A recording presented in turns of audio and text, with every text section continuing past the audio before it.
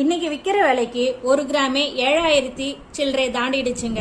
அதுக்கு வேஸ்டேஜ், அது மட்டும் இல்லாம ஜிஎஸ்டி அது இதுன்னு பார்த்து இதுக்கு அந்த ஒரு கிராமுக்கு நம்மளோட பேமெண்ட்டை விட 200 ரூபாய் காசு அதிகமாயிடுச்சுங்க.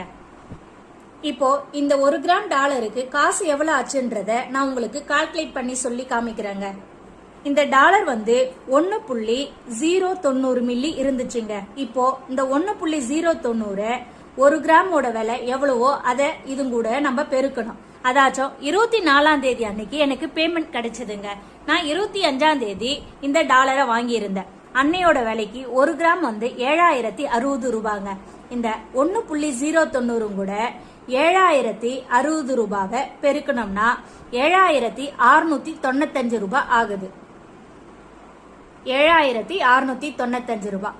இப்போ இந்த டாலருக்கு வேஸ்டேஜ் போடுவாங்க. குட்டி பொருள்ன்றதுனால கொஞ்சம் வேஸ்டேஜ்